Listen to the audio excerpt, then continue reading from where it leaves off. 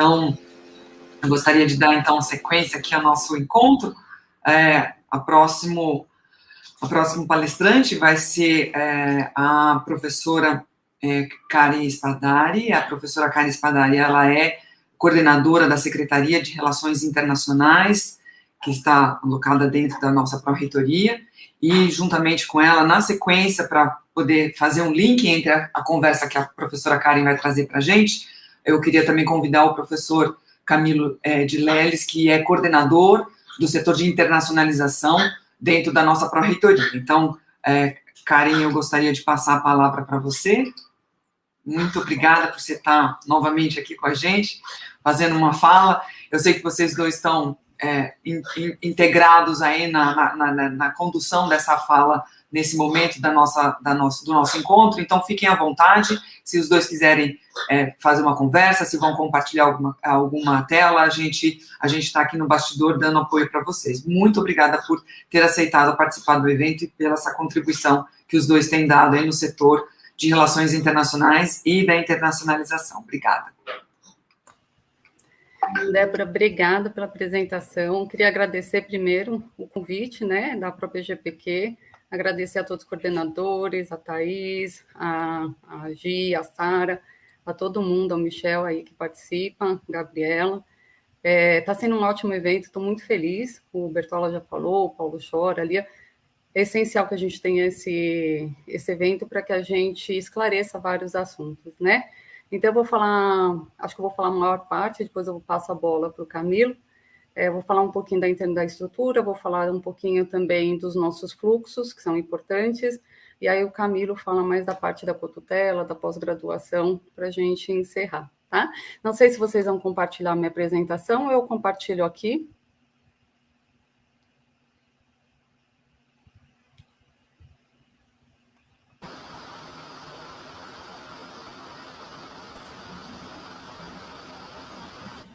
Eu acho que você pode compartilhar, Karen, aí no share. Consegue, Karen? Não, consigo. Perfeito.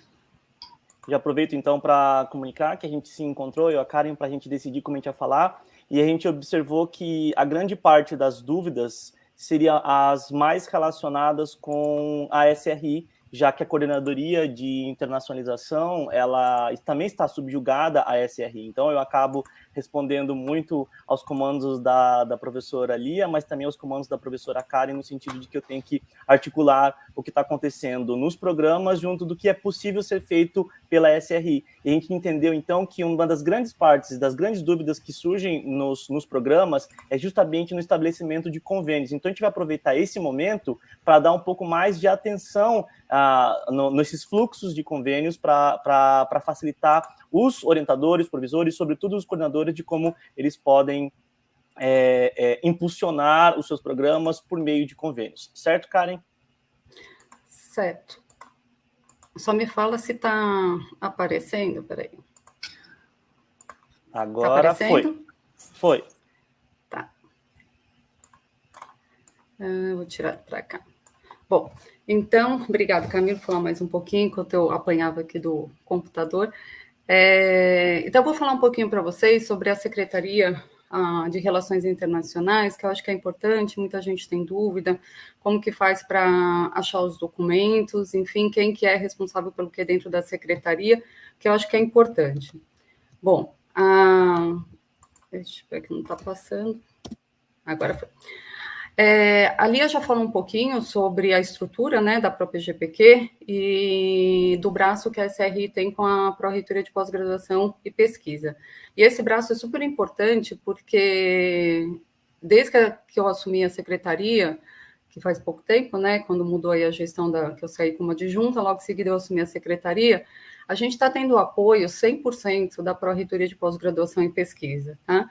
Então, de antemão, queria agradecer a Lia, ao Bertola e toda a equipe da Pró-Reitoria, porque a gente está tentando fazer várias alterações na Secretaria de Relações Internacionais, para que a gente tenha cada dia menos burocracia e maior, que a gente suba, né, os nossos níveis de internacionalização de qualidade. Mas, para isso, a gente está precisando demais da Pró-Reitoria, do gabinete da reitoria, e já de antemão falar que todos estão nos apoiando a 100%. Isso está sendo muito importante para que a gente consiga avançar nos processos. A SRI, ela não é formada sozinha, eu vou passar já para frente, vou mostrar para vocês.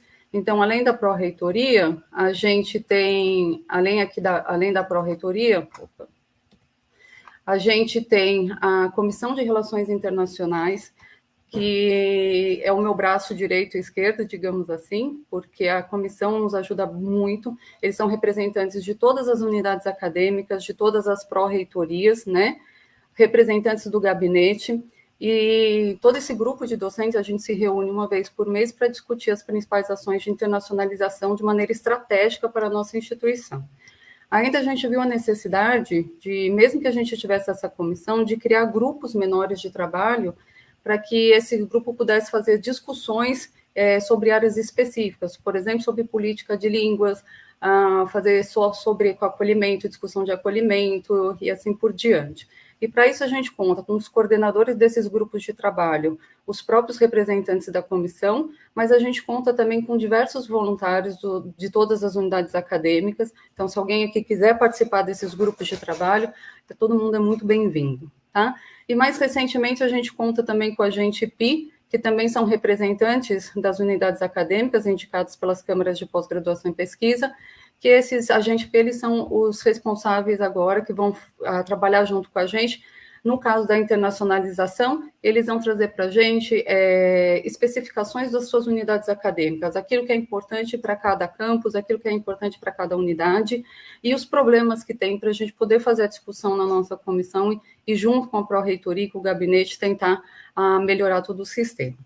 Dentro da nossa secretaria, a gente conta com 4 servidores, então a gente tem, os 4 são assistentes administrativos, a gente tem o Warner, que é responsável pela cotutela, a Valquíria pela mobilidade, a Jéssica, ela é uma servidora nova, que ela veio no lugar do Silvio, em troca, né, o Silvio trocou com ela, fez mobilidade.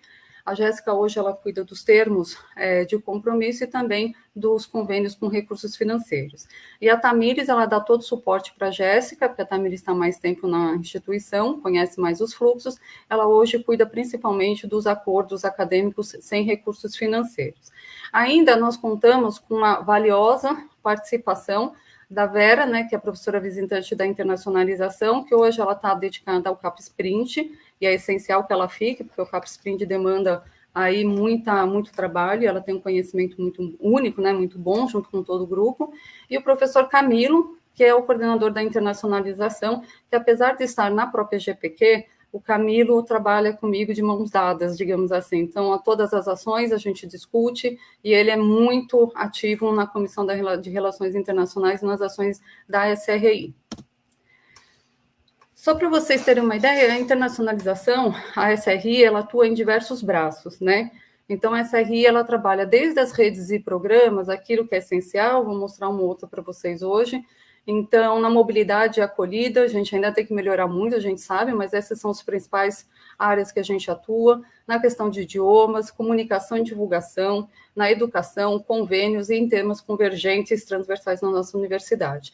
Então, essa RI tem um papel também fundamental com todo o seu grupo, com a sua comissão e com todos os servidores, tem um papel fundamental aí para que a gente avance em várias áreas da universidade. Todas essas áreas que eu falei para vocês, a gente fez uma discussão ampla daquilo que era de interesse institucional e de estratégia, né? Aquilo que a gente poderia usar, o que a gente tem de melhor para oferecer ao mundo, digamos assim, em termos de educação, de pesquisa. E aí a gente já vinha sendo feita a política institucional de internacionalização desde a gestão da professora Miriam, na Secretaria de Relações Internacionais. E aí, depois, na nossa gestão da pró-reitoria, da professora Lia, eu e com todo o grupo, a gente veio fazendo as discussões para atualizar essa política e submeter à aprovação. Então, ela foi aprovada recentemente, se eu não me engano, em março, agora de 2021, e ela tem como principal objetivo discutir os temas globais de interesse mundial, né? E tentar descobrir aquilo que nós podemos, como que a gente pode participar de todos esses temas. A gente colocou também nessa política a questão da mobilidade e capacitação da comunidade Unifesp. Toda a parte de divulgação e comunicação daquilo que a gente faz. A gente tem discussão e faz parte de uma meta da nossa política institucional, discutir a questão da política linguística, que é importante, e as redes e programas que são essenciais para que a gente aí avance cada dia mais. E aí, só para vocês terem uma ideia, quando a gente fala dos temas mundiais de interesse, a gente sempre pensa na Agenda 2030 da ONU, que são aqueles temas e problemas comuns ao mundo, né? E que a gente precisa, de mãos dadas, digamos assim, solucionar em algum momento. Então, a Unifesp ela tem competência para ajudar e participar em todas as áreas que são divulgadas da Agenda 2030 da ONU. Então, a gente tem a acabar com a fome, erradicação da pobreza, tem igualdade de gênero, água e saneamento, ecossistemas, parcerias para o desenvolvimento. Então, vejam que a Unifesp ela se enquadra em todas as áreas dessa agenda, o que é muito importante. Então, a gente precisa, pode e deve participar cada vez mais desses temas que são estratégicos para o mundo, não só para a instituição, e a universidade pública ela tem esse papel também. Dentre todos os temas transversais, a gente sabe que todos eles têm uma capacidade de transformar não só a nossa universidade, mas transformar as áreas em que atuam. E a gente tem as mais diversas, que a gente pega todas as nossas unidades acadêmicas, possuem temas estratégicos, e que esses temas, já de antemão vou falar, eles podem e devem se conversar, daí a importância da comissão e dos agentes PI, porque eles são temas que muitas vezes são em comum. Então, a gente pode solicitar, por exemplo, fazer um projeto que não seja específico só do grupo de Diadema, do grupo de São Paulo, do grupo de Osasco, mas que tenha interação de todos os PPGs, de todos os pesquisadores e alunos da nossa instituição. Nós somos capazes disso, e quando a gente tem aí várias pessoas de mão dada, a gente sabe que o trabalho flui muito melhor.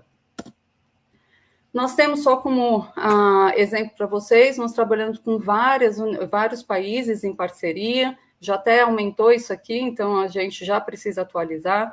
A gente tem Austrália, Holanda, Alemanha, Canadá, Portugal, são vários países que nós colaboramos, e o que é mais importante, que dentro de cada um desses países existem diversas universidades e institutos parceiros, tá? Então vejam que a possibilidade, o leque que vocês têm de parceria internacional é muito amplo, é muito grande, né? E nós queremos ampliar ainda mais esse leque. Nós queremos ainda... existem países, existem universidades estratégicas dentro da nossa política institucional e dentro do PDI, da instituição, que nós queremos ainda melhorar a nossa parceria internacional. Dentro desses países que a gente almeja, a gente tem os países da América Latina, então a gente precisa fortalecer o nosso Global Sul. O Global Norte nosso vai muito bem, a gente tem áreas muito consolidadas, são os países que mais fornecem financiamento, a gente quer aumentar também a parceria com eles, mas é importante que a universidade, até com a sua expansão, enfim, nós temos diversas áreas em que a universidade pode ser protagonista nos países da América Latina, a gente tem diversos locais da África que são de interesse comum, e da Ásia também, que além de tudo tem uma questão financeira muito importante para fazer financiamento à pesquisa, à educação e assim por diante. Então, são países e são regiões que a gente ainda necessita fortalecer mais ainda o nosso protagonismo, mas que nós estamos fazendo isso através de algumas redes, como, por exemplo, a rede da UGM, não sei se todos vocês têm conhecimento, mas a rede UGM são as universidades praticamente associadas ao Grupo Montevidéu, são aquelas da América Latina, e a gente tem as mais diversas áreas, em que praticamente todas as nossas áreas da universidade podem participar e podem fazer parcerias. Parcerias de mobilidade, parcerias de disciplinas de pós-graduação, de graduação. Então, a gente tem um leque muito amplo aí de oportunidades com a rede UGM. A gente tem desde a área de agroalimentos, acessibilidade, energia, gênero, história, saúde animal, humana. Temos diversos núcleos disciplinares, como ciência e engenharia de materiais, educação para a integração, a gente tem produtos naturais, virologia, tecnologia da informação e da comunicação. Então, vejam que as áreas de colaboração são enormes. E a rede UGM, ela vem também tentando se associar aí com a questão do Mercosul, também para aumentar questões de financiamento. Então, é uma rede muito importante para a gente fortalecer aquilo que a gente colocou como meta na nossa política e no nosso PDI. Dentre os países participantes, vejo que o Brasil tem uma participação muito importante, são várias universidades conceituadas aqui do nosso país que participam. Nós temos a Bolívia, Nós temos a Argentina também, com um número enorme de universidades parceiras, o Chile, Paraguai e o Uruguai. Então, é interessante que vocês possam entrar no site do grupo da Associação das Universidades pertencentes ao Grupo Montevidéu e darem uma olhada em todas as ações que a gente vem trabalhando com eles. Tá? E aí eu vou focar um pouquinho mais, falando agora, que eu falei rapidamente para vocês de toda essa área, eu vou falar um pouquinho mais agora de como a gente pode fazer as parcerias na nossa universidade. Tá? De cara, eu já vou falar que a gente sabe, tem consciência 100% disso, de que os nossos processos ainda são burocráticos, ainda são lentos.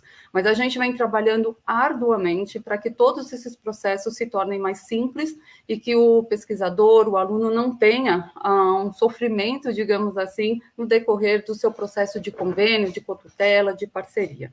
E aí eu vou mostrar para vocês o que a gente tem disponível hoje, aquilo que nós já conseguimos fazer modificação, e são modificações importantes, tá? E aquilo que a gente ainda está trabalhando para diminuir um pouco mais aí a burocracia de todas esses convênios, essas parcerias, mas sempre lembrando vocês que nós devemos seguir sempre as regras, né, da AGU. A gente precisa seguir a procuradoria, a gente pode facilitar, mas não sair da questão da legalidade, né?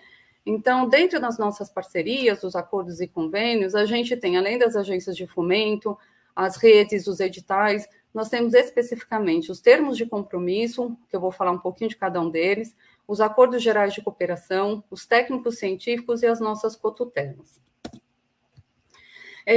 Primeiramente, só para mostrar para vocês, a gente tem duas maneiras de conseguir a lista de documentos e o fluxo passo a passo de como eu faço um acordo, um termo de compromisso, uma cotutela. A gente tem no site da Secretaria de Relações Internacionais, tá?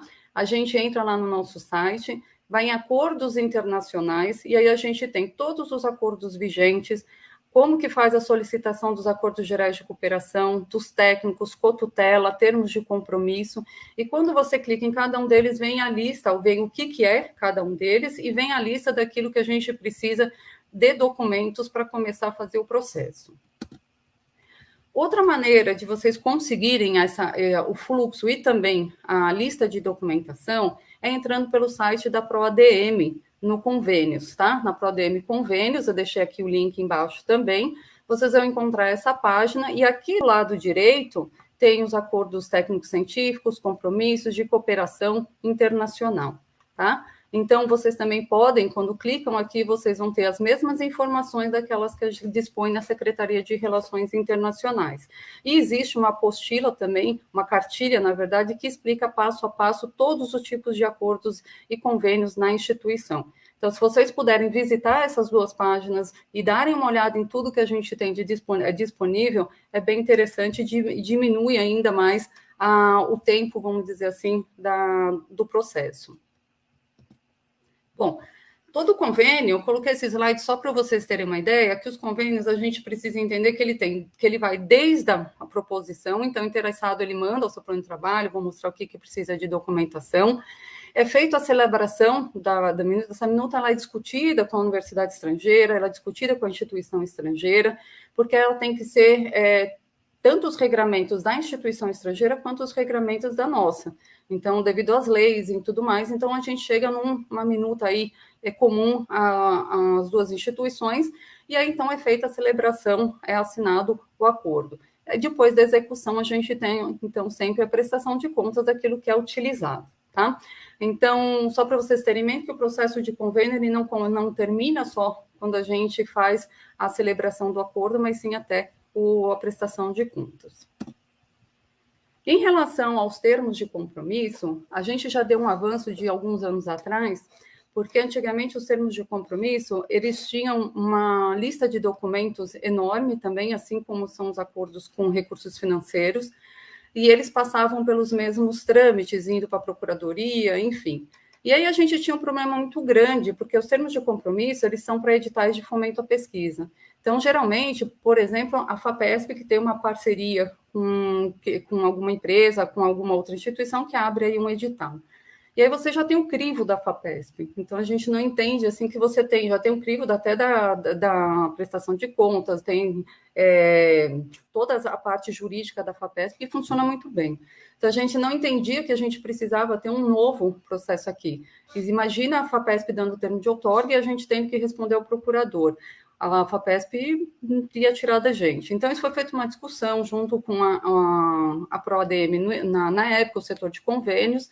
Então, isso já é um ganho muito bom, em que a gente hoje tem um parecer referenciado, né, um parecer referencial da Procuradoria, onde a gente diminui os nossos fluxos dos termos de compromisso. Então, o docente ele entrega toda a lista de documentação, a SRI ela vai conferir, vai começar a abrir o processo no SEI, né, e vai mandar esse documento para a agência de inovação. A agência de inovação, ela é essencial, porque é ela que vai fazer a análise das cláusulas de propriedade intelectual, por exemplo, né? E aí a gente tem, se foi aprovado, se passou, a SRI vai executar as alterações quando necessárias, junto à agência de inovação, e aí, então, esse documento, ele é rapidamente encaminhado à reitoria para assinatura do termo, tá? Posteriormente, a SRI encaminha, então, o termo, a assinatura da instituição estrangeira para fazer, então, o documento oficial e então, publicado em Diário Oficial essa parceria. Então, vejam que a gente tem somente o documento entregue à SRI, a agência de inovação analisa, se tiver ok, já vai direto para a assinatura. A gente não passa mais nem pelo setor de convênios, nem passa mais pela Procuradoria, desde que a gente atenda a esse parecer referenciado. Tá? E na maioria das vezes a gente consegue atender a todos e nós não temos problemas e o processo tende a ser mais rápido. Aqui, para vocês terem uma ideia, então, tem a lista de documentos, né, que precisam ainda ser entregues à SRI para que a gente dê todo o processo, minuta do termo de compromisso, ofício informativo da instituição de fomento, no caso, a maioria das vezes FAPESP, o regulamento da chamada do edital, o acordo com a instituição, e o ofício de solicitação e celebração do termo, tá? Então, e a declaração, claro, de tradução. O docente, quando ele tem competência para traduzir, ele faz uma declaração que ele sabe a língua do projeto, inglês, francês, espanhol, e ele não precisa fazer uma tradução juramentada, tá? Lembrando que o processo, a SRI, ela conversa diretamente com a JITS, solicita a diretoria, quando necessário, administrativa e a planilha de restituição, e solicita também a FAP, quando necessário, a planilha de custos, né, o custos do gerenciamento do processo, e o NACONVIN, que hoje é o núcleo, né, que atende a área de internacionalização do convênio, da ProADM, quando necessário, ela conversa com a Procuradoria. Tá?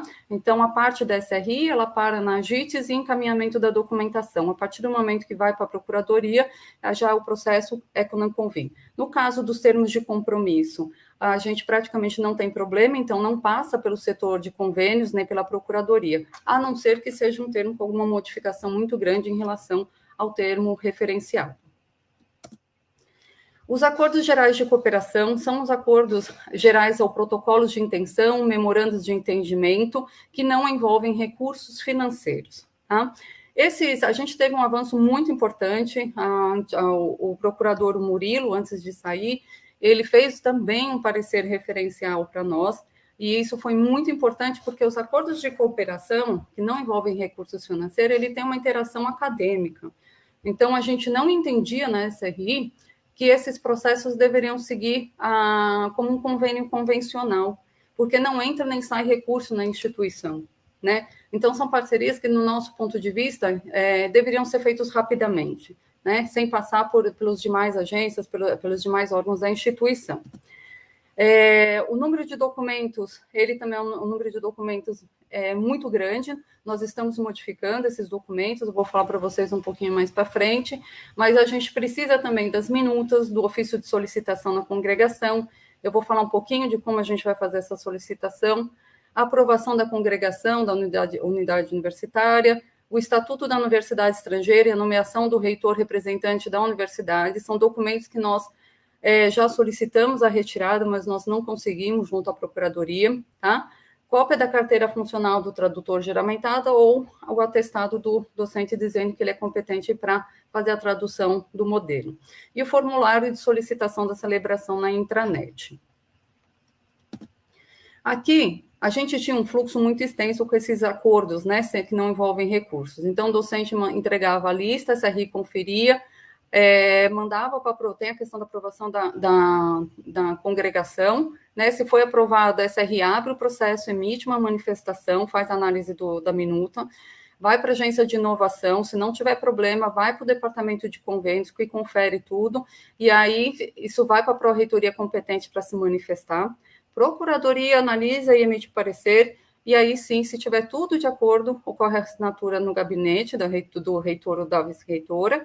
Aí a CRI volta para a SRI e ela manda para a instituição estrangeira assinar o acordo oficial, né, que agora não é mais uma minuta, e sim, já é a parceria em si, volta para o departamento de convênios e aí sim é feita a publicação em diário oficial.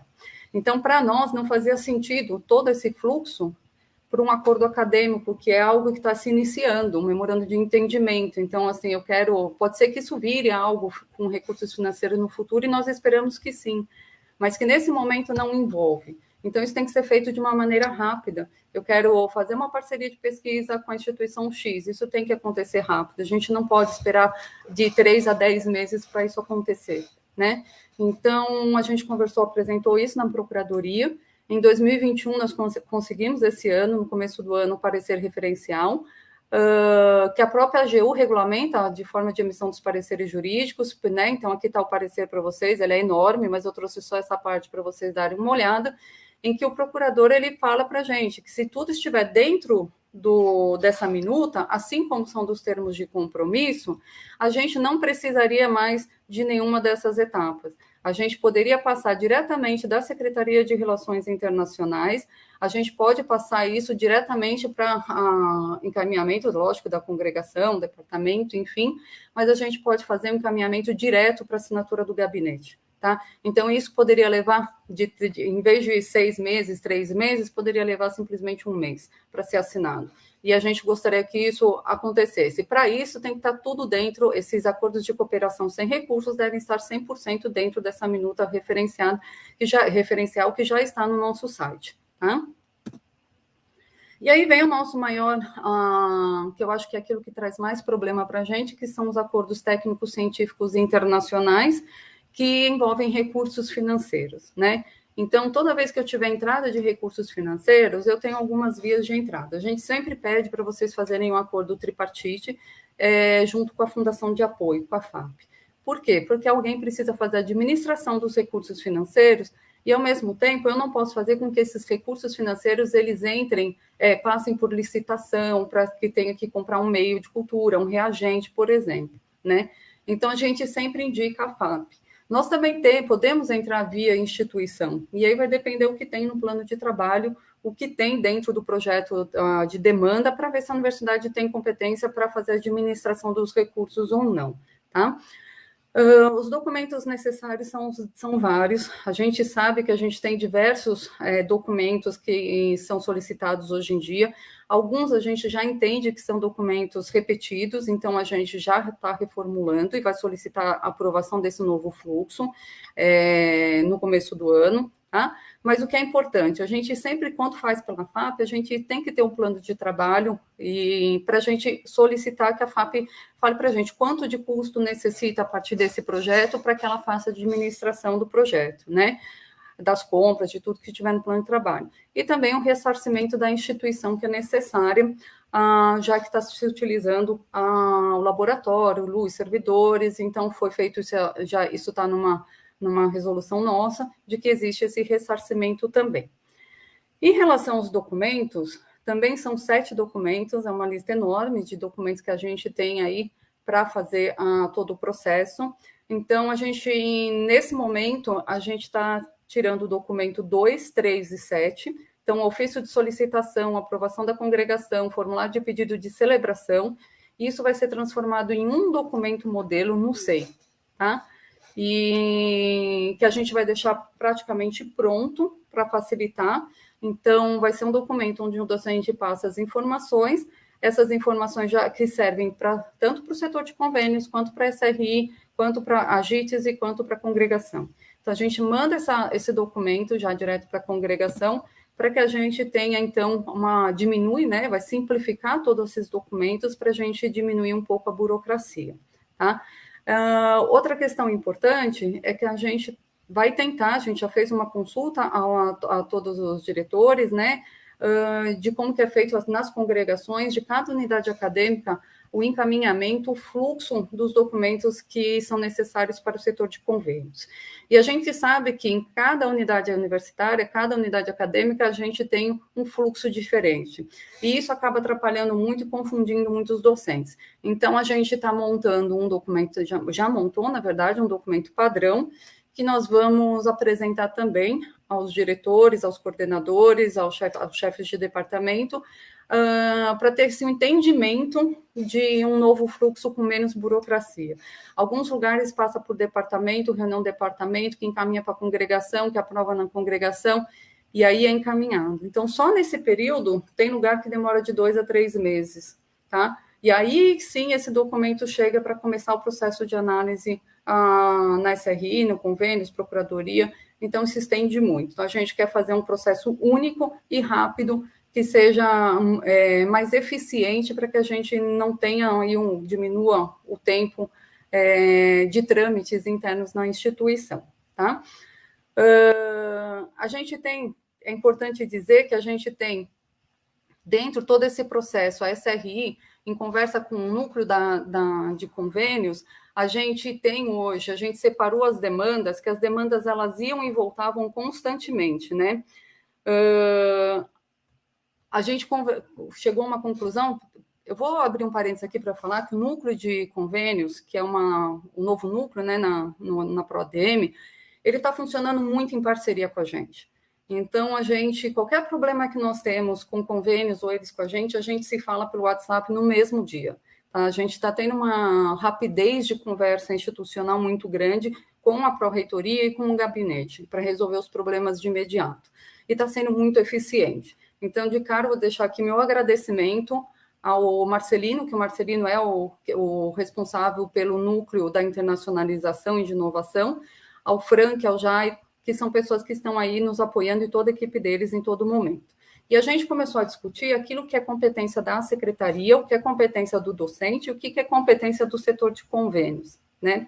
Então, na nossa cabeça, hoje a gente quer fazer da seguinte forma: o docente entrega a lista reduzida e simplificada de documentos, a SRI confere, faz o encaminhamento à congregação, recebe o retorno, e aí ela vai passar isso para a agência a minuta, enquanto isso faz análise da minuta, enfim, se precisar, manda tudo isso para a agência de inovação. A agência de inovação, se tiver algum problema, cláusula, enfim, a agência de inovação conversa com a SRI. Se a gente conseguir responder, ok, senão a gente conversa com o docente para responder. Daí a gente manda o processo para o núcleo de internacionalização de convênios, para o NACONVIN. O NACONVIN, então, ele vai fazer análise do documento e ele que vai conversar com a Procuradoria e com a FAP, tá? Em termos jurídicos. Porque a SRI não tem competência jurídica para fazer análise jurídica dos processos das minutas. Então, o setor de convênios, ele conversa com o procurador, se o procurador responder alguma coisa, solicitar alguma coisa, é o setor de convênios que vai responder. Eventualmente, se precisar do docente, o setor de convênios entra em contato com o docente, tá? E aí, depois, é encaminhado para assinatura, volta para a SRI para a gente fazer o encaminhamento de assinatura na instituição estrangeira, e aí, então, é publicado em diário oficial. Então, o que a gente quer é que o docente tenha o menor envolvimento possível, que ele entregue o documento e que ele receba o resultado, tá? E a gente vai tentar colocar no nosso site, passo a passo, aonde está o processo. A gente vai tentar colocar um link no site da SRI, que vocês vão poder saber aonde está o seu processo. Tá? O processo foi dia 2 para... A gente quer aumentar a transparência de onde estão os processos, com quem está o processo. Tá? A gente pretende que, dessa maneira, a gente tenha uma transparência melhor e que a gente tenha uma padronização de encaminhamento e de fluxo administrativo. A gente quer tirar do docente, do pesquisador, a parte administrativa que não cabe a eles. Tá? A gente quer tomar para nós aquilo que a gente foi perdendo aí com o passar do tempo, e a gente quer, de fato, que o docente faça pesquisa e que a gente lide aí com toda a parte burocrática. Tá? Bom, e aí eu já falei muito, vou passar a bola para o Camilo, né? Mas eu só vou comentar aqui 2 questões. O fluxo de cotutela, O Camilo vai apresentar para vocês, mas já é importante dizer que, sobre o fluxo de cotutela, nós já conversamos também com o Núcleo de Internacionalização da ProDM, do setor de convênios, porque nós temos o entendimento que a cotutela também é uma ação acadêmica, não é uma ação de convênio, que recursos financeiros, nem nada disso. Então, a gente entende que o fluxo da cotutela deva ser o mesmo dos acordos sem recursos. Vem para a SRI, então a gente vai fazer a solicitação na Procuradoria também de uma minuta referencial, para que a gente tenha, chegou no padrão, que isso vá da SRI direto para assinatura no gabinete, que a gente não leve mais do que um mês de assinatura entre a SRI e a assinatura, 1 ou 2 meses, que vai depender da aprovação também da congregação, o Camilo vai passar para vocês. Mas é importante dizer que nós também temos o entendimento que a cotutela é somente acadêmico. Então, nós já estamos com um processo pronto e nós vamos fazer também um encaminhamento para conseguir um parecer referencial. Tá? E como uma última ação que o Camilo vai focar, a gente, toda vez que a gente fala de internacionalização, a gente pensa nesses acordos, nos convênios, que é onde dá mais problema. Mas a Unifesp, ela precisa de fato, gente, só para finalizar, ela precisa da cultura de internacionalização de fato, tá? Por que eu estou dizendo isso? A gente fala, vamos internacionalizar, as agências de fomento cada vez mais nos cobram, né, de parcerias internacionais de fato. E é importante, porque eu falei para vocês, nós temos áreas estratégicas comuns a vários países, várias universidades, são problemas aí da agenda da ONU que são importantes que a gente se envolva, né? A instituição precisa se envolver. No entanto, quando a gente fala de internacionalização, a gente tem alguns problemas. Por exemplo, a gente não consegue hoje emitir um histórico em língua estrangeira, né, de uma maneira fácil. A gente não dá uma quantidade de disciplinas, tanto na graduação quanto na pós-graduação, em outra língua. Então, a gente precisa cada vez mais estimular nossos alunos, estimular os nossos docentes a fazerem essas disciplinas em outras línguas para que a gente tenha atrativo, né? Para que a gente, os estrangeiros queiram vir para a nossa universidade.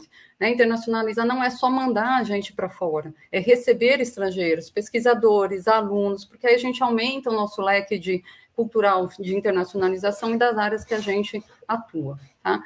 Um outro problema que a gente tem é a questão, então, do histórico, dos diplomas, e aí a gente vai fazer uma reunião semana que vem com a Prograde, com a STI, com a Secretaria, né, de Graduação, para que a gente tenha todas as disciplinas cadastradas em língua estrangeira. E aí a nossa solicitação vai ser que sejam todas da graduação e também pensamos no da pós-graduação, tá?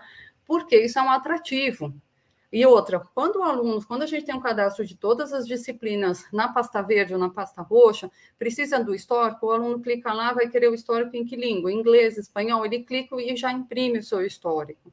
A gente precisa ter essa facilidade, porque mesmo quando eu mando um aluno para fora, ou quando vem uma verificação de diploma, alguma coisa, eles pedem para a gente o histórico do aluno em língua estrangeira.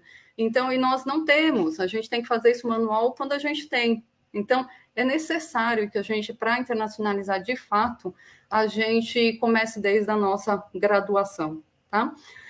Bom, então era mais ou menos isso que eu tinha para falar. Eu vou ficar à tarde para responder todos os questionamentos, que eu imagino que sejam muitos, tá? Eu vou passar a bola para o Camilo. Sei que são muita coisa para falar, muita coisa para discutir, mas também a intenção nossa é que a gente, em algum momento, a gente passe em todas as congregações, mostrando todos os novos fluxos depois de aprovados, tá bom? Então, agradecer mais uma vez toda a organização e agradecer aqui publicamente ao Camilo, como eu falei, Camilo é meu braço direito e esquerdo da internacionalização e trouxe aí uma animação maior aí para a nossa SRI. Maravilha, Karen. A gente está sempre trabalhando junto, então eu gostaria de falar assim para... Muitas vezes a gente recebe e-mails na coordenadoria de internacionalização da própria GPQ, e aí eu acabo falando, não, isso é com a Karen, não, isso é com o Camilo. Então, na verdade, a gente se interconecta dentro das nossas ações. Muitas das vezes, quando a gente percebe, vocês vão perceber que quando vocês enviam um e-mail fazendo alguns questionamentos, fazendo algumas solicitações, esses e-mails, na maioria das vezes, eu vou acusar, se for relacionado a um convênio específico, o estabelecimento de um convênio, provavelmente eu vou acabar te direcionando para a professora Karen, e a equipe da SRE específico. Em outros assuntos, eu acabo tomando mais conta. Mas o importante é vocês saberem que a gente está sempre conectados, a gente está junto, está falando toda hora, em comunhão, e isso ajuda muito. Eu agradeço a professora Karen por essa parceria, e também já gostaria de agradecer toda a equipe da SRI, porque não dá para você fazer a internacionalização sem fazer um contato com uma equipe muito competente, que é toda a equipe da SRI. Eu queria saber se já está projetando a minha apresentação para vocês. Já está aparecendo ou não? Não ainda, Camilo. É estranho, porque eu já estou apresentando aqui. Por que não está aparecendo? Vamos lá de novo. Vou colocar sharing aqui. E share screen. E ok. Agora coloquei uma window e está aqui para mim. Deveria estar aparecendo. Porque aqui está aparecendo para mim que está aparecendo, não está? Será que a Sara está aí para entender por que não está aparecendo? Só um minuto, tá? Eu já está projetando aqui para mim.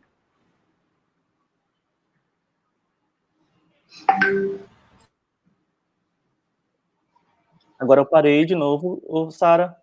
Vou fazer o mesmo procedimento no meu sharing. Consegue fazer novamente? E vou lá, estou indo numa window e estou colocando a minha apresentação e agora está dizendo que está sharing de novo para mim. Tá aparecendo aqui, só um minutinho.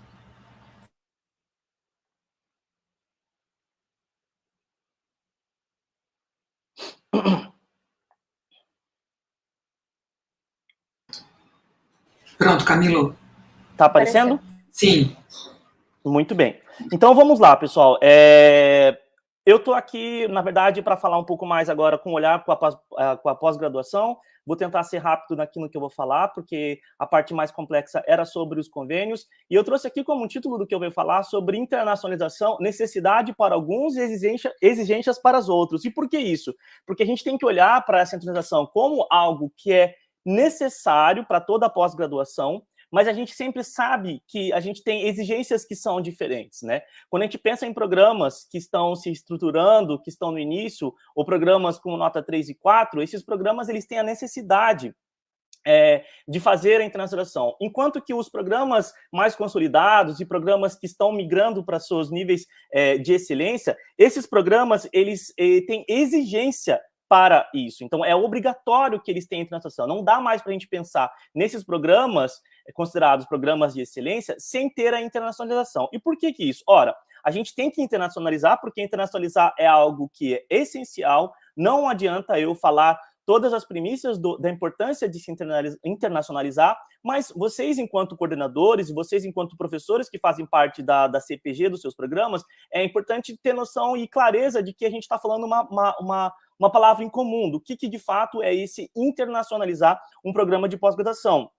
Primeiro de tudo, porque a gente está falando de pós-graduação, e se eu falo de pós-graduação é porque eu estou usando a pesquisa como o meu elo de comunicação com a sociedade e com a capacidade de produção de recursos humanos e capital humano. Nesse sentido, a gente sabe que todo o potencial e toda grande descoberta, ela só foi desenvolvida dentro de uma perspectiva global, ou seja, a gente não consegue ter descobertas que são maravilhosas se elas não forem feitas dentro de um olhar internacional. A gente sabe, desde a teoria da evolução, que a gente sabe que o Darwin teve que sair do seu aconchego britânico para poder visitar o mundo e então elaborar a sua teoria. A gente sabe, inclusive, que o próprio Einstein, ele, por mais que ele estivesse dentro do seu mundo da física, ele precisou conhecer o seu mundo de outros pontos, ele veio observar eclipse aqui no Brasil, e por isso a gente consegue entender que mesmo aquele grande pesquisador de fora do nosso país, ele já entendeu, ele já compreendeu que se eu não fizer essa integração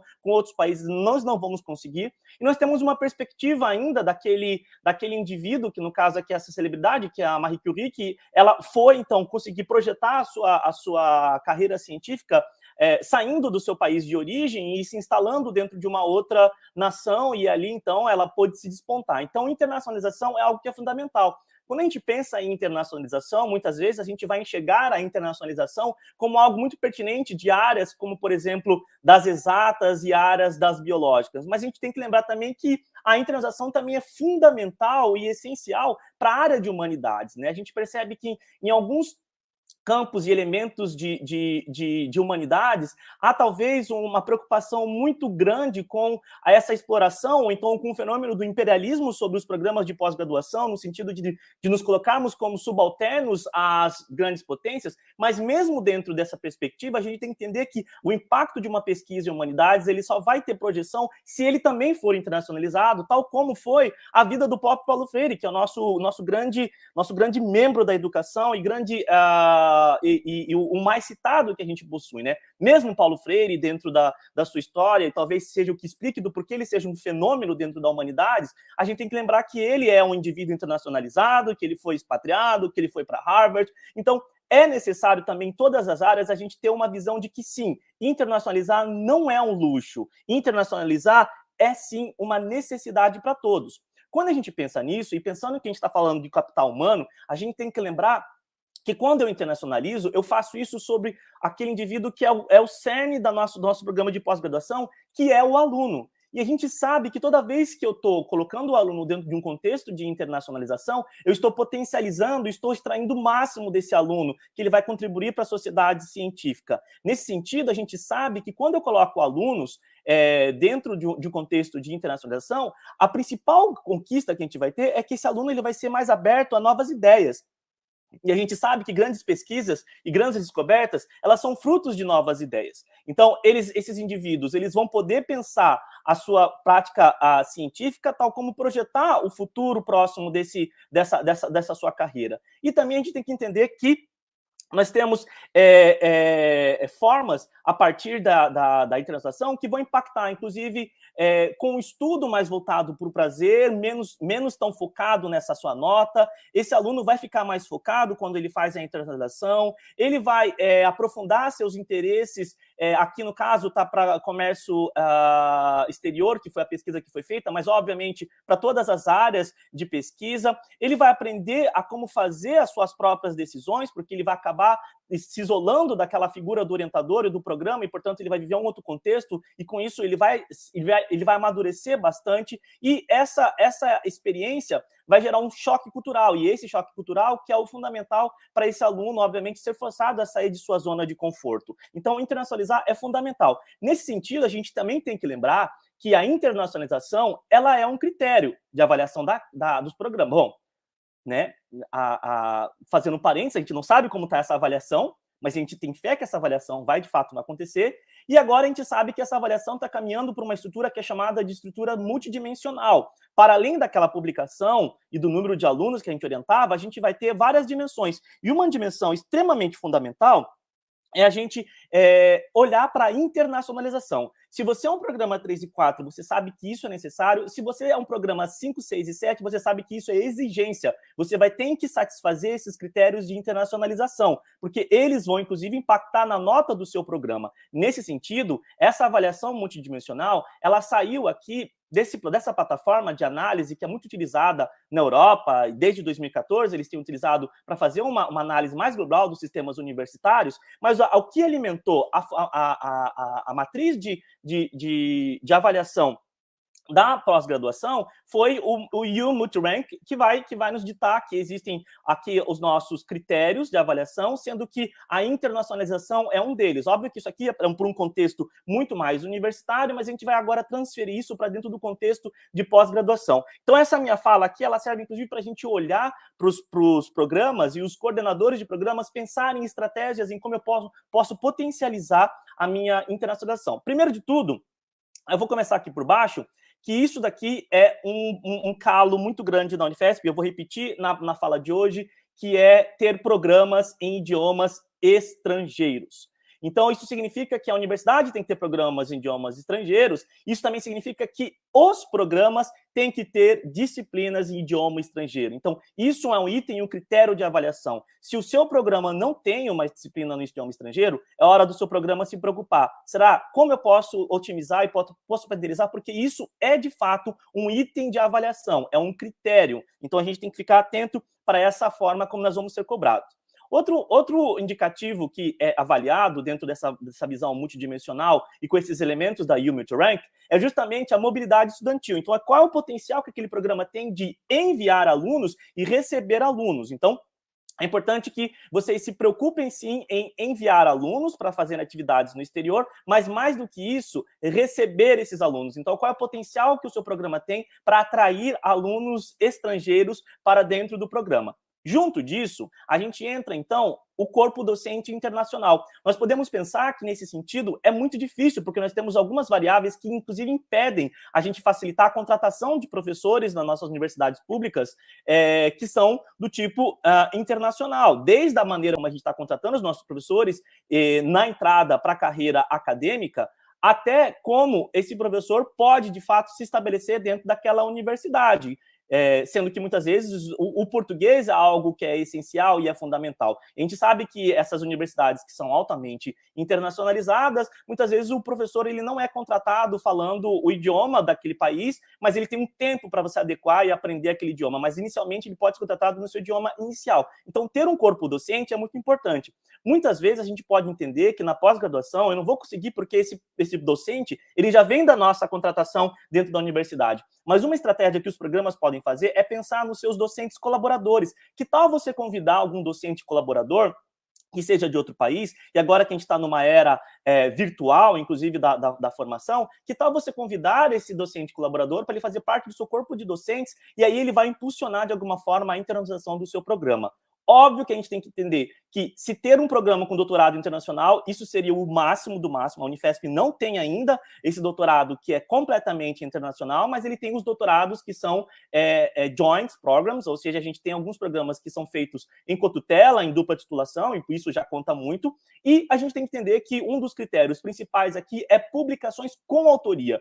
Não é publicação numa revista internacional. Isso já entra dentro da área de pesquisa, no impacto da sua pesquisa, né? Mas é a publicação com autoria internacional. Quantos dos seus pesquisadores vocês estão publicando com autores que são de fora do Brasil, de outras instituições? E está mais do que demonstrado por literatura e nas ciências bibliométricas que quando você publica com autoria internacional, isto é, com um parceiro de outro país, você aumenta as chances de citação do seu paper e você aumenta, inclusive, o ranking daquele paper, a potência que aquele paper tem. Então, a gente tem que olhar para esses critérios e entender como ele faz. Mas a gente sabe que existem dificuldades na organização disso. Então, eu organizei aqui o que eu chamei de fractal da internacionalização da pós-graduação. Então, é como se a gente tivesse um sisteminha para facilitar os coordenadores de pós-graduação em como pensar estrategicamente dentro do que é fazer a internacionalização de um programa de pós-graduação. Dentro desse fractal, na verdade, é uma fractal muito simples, onde eu coloquei alguns triângulos aqui de eixos, a gente vai pensar que a gente tem esse eixo principal de interação entre o pesquisador e a internacionalização dele, do estudante e a internacionalização dele, e do próprio programa e a internacionalização desses programas. Então, vocês, enquanto coordenadores, se vocês se preocuparem com esses vértices, vocês vão ter chances grandes de êxito nos potenciais de internacionalização de cada um desses programas. Então, a gente tem que entender que o professor, o pesquisador, INT, aqui eu chamei de quando você consegue atrair, então quando você traz para o interior da Unifesp, e o S é de exterior, é quando você consegue mandar esse pesquisador para fora, ou se relacionar com para fora. O estudante, INT, é quando você consegue atrair estudantes em mobilidade IN, ou seja, você atrai esse estudante, e o X é quando você consegue mandar esse aluno para fora. E o programa aqui, quando você pensa INT, é quando ele faz uma internacionalização dentro da própria casa, dentro do seu nicho, né? Você vai preparar aquele programa para receber alunos e docentes. E ele faz uma atividade externa quando ele projeta o seu programa e com isso ele vai aumentar a potencialidade de atrair. Nesse sentido, a gente vai entender que com um pesquisador que tem um perfil de ser externo, ele vai se relacionar muito bem com esse aluno, porque ele vai ter grandes chances de fazer com que o seu próprio aluno também vá para fora. Então, uma correlação muito positiva entre aquele orientador que teve uma formação para a internacionalização, para sair e para projetar a sua pesquisa de forma internacional, com aquele aluno que consegue sair. Mesmo porque você vai ter aqui uma variável que é o networking, que é totalmente dependente para fazer com que o aluno possa sair.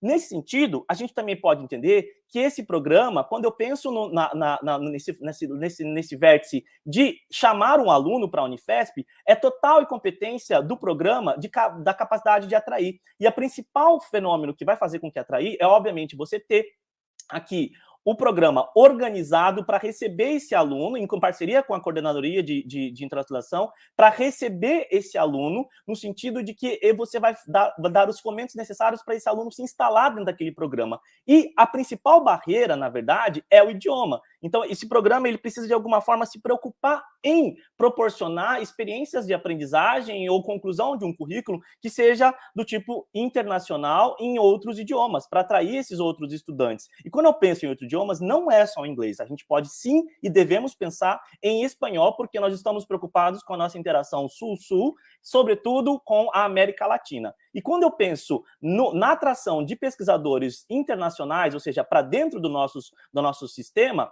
a gente tem que entender que o programa precisa ser projetado. Então, vocês, enquanto coordenadores, têm que pensar como eu posso projetar esse meu programa para fora, para eu atrair novos pesquisadores, e eu posso entender que, inclusive, pesquisadores como pós-docs.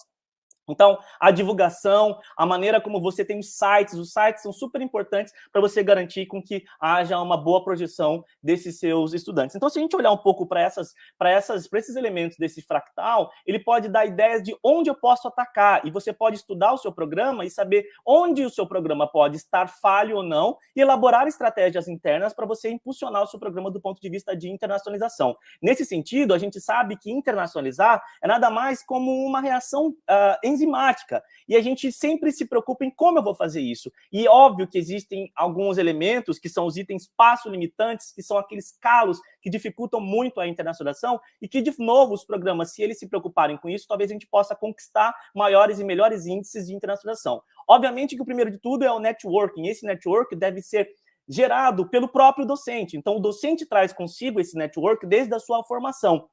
Mas o programa vai poder auxiliar esse docente a estabelecer esse network através das redes de parcerias e ficando ligado nas oportunidades para estabelecimento de redes de parcerias. Então, muitas vezes, alguns pesquisadores têm dificuldades para acessar público externo estrangeiro. E aí, esse networking, ele é essencial para essa conquista. Então, o programa tem que pensar em como eu fazer o network do meu docente. Financiamento é um item passo limitante, porque muitas vezes você tem a intenção, você tem a vontade, mas óbvio, como a gente sabe na pesquisa, isso aqui é propriedade de fazer pesquisa em qualquer lugar, se eu não tiver um financiamento, eu não consigo fazer a minha internacionalização. Então, novamente, entender como eu posso impulsionar os meus docentes a buscarem financiamento, seja eles internos do Brasil ou buscar financiamentos de agências de fomentos do estrangeiro. E, obviamente, o currículo. Você tem que entender que seu currículo precisa ser um currículo internacional. Para ele ser um currículo internacional, a gente, de alguma forma, tem que fazer com que ele seja convergente com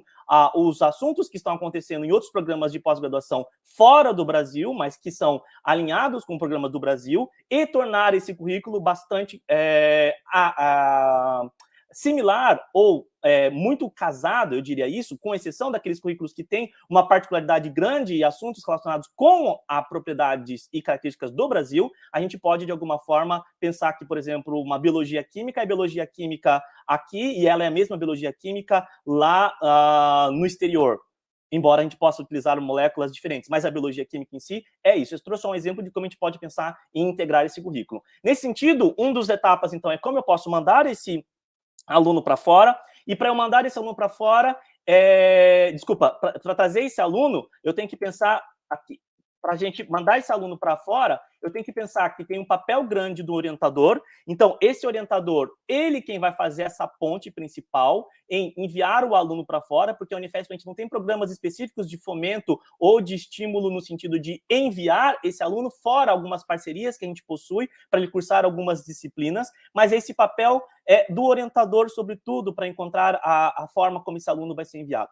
Óbvio, a gente tem que se preocupar com o desempenho acadêmico desse aluno. Esse aluno vai poder conseguir para fora se ele tiver um desempenho acadêmico bastante elaborado, e um próprio esforço individual daquele aluno. Dentro disso, a gente tem que entender que o passo limitante é você obter financiamento para esse aluno para ir para o exterior. Então, a gente tem que ficar ligado nas oportunidades que a gente sempre coloca e pensar no que eu posso ter de bolsas internacionais e nacionais. A gente sabe hoje que, atualmente, a melhor oferta que a gente pode ter é a BEP, para a gente poder fazer estágio no exterior, enviar o nosso aluno para o exterior, inclusive ele já na saída do pedido da sua bolsa, ele já pode prever essa saída para o exterior, e a gente, felizmente, temos o Print, que isso deu um aporte financeiro muito grande para envio de alunos para o exterior. Mas é importante a gente entender que existem muitas outras bolsas internacionais que podem ser exploradas pelos programas para envio desses alunos, como, por exemplo, as norte-americanas, a Fulbright, a gente pode pensar na ELAP, que é no Canadá, a gente tem bolsas do programa Santander, e agora a gente tem uma leva acontecendo grande aqui do Erasmus, que pode dar fomento para a participação de alunos no exterior. E óbvio que para a gente poder impulsionar um programa, a gente precisa pensar no acordo de cotutela. Então, a gente está estabelecendo agora melhores os fluxos de acordo de cotutela, porque a gente tem muitos alunos, às vezes, realizando experiências fora, e muitas vezes essas experiências elas não estão garantindo uma oficialização. Então, é importante que os programas se preocupem em estabelecer esses acordos de cotutela. Esse fluxo, a gente, como vocês viram com a professora Karen, a gente está tentando simplificar o fluxo. O que a gente está pensando aqui é, primeiro de tudo, esse aluno não pode sair para fora sem ter um acordo, porque ele acaba não tendo a validade oficializada como ele deveria ter para esse acordo. A gente tem que entender também que a documentação, a gente está pensando em elaborar um sistema onde que possa ser um pouco mais guarda-chuva e o vínculo da Unifesp com a própria instituição, porque o acordo de cotutela, por enquanto, ele ainda é totalmente nominal, é de um aluno específico, mas se esse aluno vai para a mesma universidade, por que não a gente trabalhar para que tenha um acordo guarda-chuva e que os alunos sejam incluídos como adendos dentro de acordo? Então, a gente está trabalhando agora para isso. Dentro do acordo de cotutela, a gente tem que lembrar a importância da participação das câmaras de pós-graduação, porque é elas que vão ter que trabalhar no sentido de dar anuência e ciência desse acordo. Então, a gente tem que entender que há, sim, uma necessidade de se pensar em conjunto, porque um acordo estabelecido vai facilitar e vai impulsionar os outros acordos que estão sendo gerados. Bom, porque eu já passei do meu horário, eu vou falar então aqui que a gente tem que entender que para a gente atrair os alunos para a Unifesp, a gente tem que preparar então esse currículo. E isso é um problema grave, porque num dos levantamentos que eu fiz aqui, a gente viu que dos professores que têm interesse em capacitação para idioma estrangeiro, apenas do total de programas da Unifesp, cerca de 69, nós temos apenas 7% que ofertam disciplinas em idioma estrangeiro nesse levantamento que a gente fez. Isso é um número muito baixo. Em um levantamento anterior, onde eu tentei investigar o potencial de internacionalização dos docentes dos programas da Unifesp, a gente entendeu que 10% apenas do nosso corpo docente ofertou pelo menos uma disciplina em idioma estrangeiro. Nesse sentido, a gente tem que ver que, sim, estamos muito falho na oferta de disciplinas e que nós precisamos atacar esse ponto de currículo internacionalizado. Quando a gente pensa em oportunidades, a gente tem que entender que esses programas precisam ficar atentos com, obviamente, a gente tem o print de alguma forma a gente pensou num print da Unifesp muito mais global, mas na CAPES algumas áreas foram retiradas desse print, e inclusive nós tivemos questões relacionadas com pontos específicos para humanidades, a gente entende isso, mas agora a gente está concluindo esse relatório do print e vai ter uma versão, a gente espera, uma reversão do Print 2.0, em que eles falaram que há uma possibilidade de incorporação de novos temas. A gente tem os programas de estudante convênio da pós-graduação, que é o PEC-PG, que é uma oportunidade para você atrair seus alunos.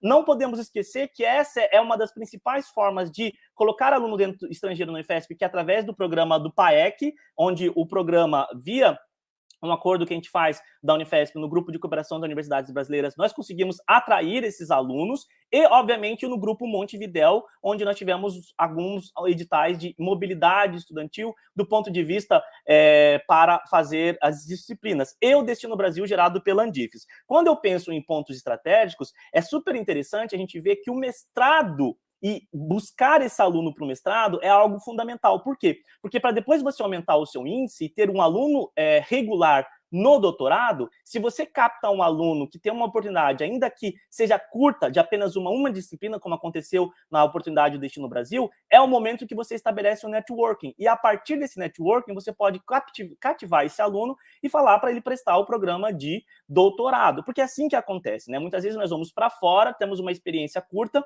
e depois nos desperta o desejo, que a gente passou aquele medo, de querer voltar para aquele país e fazer uma pós-graduação naquele país. Nesse sentido, então, talvez um programa de mestrado possa começar atraindo esse aluno exterior, ainda que uma disciplina pontual, e depois pode ser uma forma de você convencer esse aluno a querer vir fazer o programa regular dentro do seu programa. E o próprio pesquisador, nós temos que entender que ele vai estabelecer esse networking. Então, a sua formação conta muito da maneira como ele veio, para você poder... se ele vem de um orientador, esse pesquisador, se ele vem de orientador que foi internacionalizado, a tendência é de que ele mantenha a sua internacionalização. Mas a gente tem que perceber que alguns pesquisadores ainda não são internacionalizados e a gente tem que trabalhar para promover esse networking. Dentro dessa promoção de network, algo que é limitante é a comunicação e, portanto, o idioma tem que ser muito visualizado dentro desse processo. E por isso que agora a SRI, a Coordenadoria de Internacionalização, está tão preocupado com o então Centro de Línguas que a gente precisa impulsionar dentro da nossa universidade. E, obviamente, esse pesquisador vai precisar desse financiamento para ele poder gerar suas pesquisas, né? Enviar alunos ou ele mesmo ir participar. Onde nós temos, novamente, a FAPESP, com seus programas de BEP ou programas de bolsa de pesquisa no exterior, específico para professores, ou os sprints, ou o print, ou as próprias agências estrangeiras. Então, nós temos muitos pesquisadores da Unifesp que hoje estão captando verba de forma no exterior e trazendo esse aporte para dentro do Brasil. E, finalmente, óbvio que se você quiser fazer uma internacionalização, se você já tem uma rede e de colegas da própria Unifesp que já tem, isso facilita. Então, aqui estão os países que a gente tem maior interação e maior desejo aqui no Brasil, onde o tamanho da letra aqui, nesse caso, ele corresponde ao maior interesse desses países. Então, a gente vê aqui os Estados Unidos, o Reino Unido, a Espanha, Portugal, a França, os Países Baixos, a Alemanha, o Canadá, a Itália e a Austrália. Então, entrar dentro desse eixo vai facilitar muito, porque você já vai ter colegas que a gente tem. Mas isso não é exclusivo, porque, como vocês podem ver nesse mapa aqui, a Unifesp tem relações de parcerias formais e não formais, e também existe uma complexa rede de interação entre os pesquisadores que têm colaboração com a Unifesp, do ponto de vista de publicação, e outros países do planeta. Bom, não vou falar, mas é óbvio que internacionalizar é um choque cultural. E para isso a gente tem que entender, então, que eu tenho que mudar. Então, se o seu programa não internacionaliza, significa que você precisa educar o seu programa da importância de você internacionalizar e educação cultural. Eu preciso incentivar os meus docentes a querer internacionalizar, pensando, obviamente, nesses costumes diferentes, em comportamentos diferentes e protocolos diferentes. Bom, era isso que eu tinha para falar para vocês. Está aqui o meu e-mail e a gente, então, tende a responder as perguntas que vão aparecer agora aqui no período da tarde. Muito obrigado. Obrigada, Camilo. Obrigada, Karen, também. A nossa equipe já está reunindo as questões que foram colocadas no chat do YouTube. Nós iremos encaminhar essas questões todas para serem discutidas, apresentadas na sessão da tarde, tá ok? Na plenária da tarde. Camilo, muito obrigada pela sua explanação, muito obrigada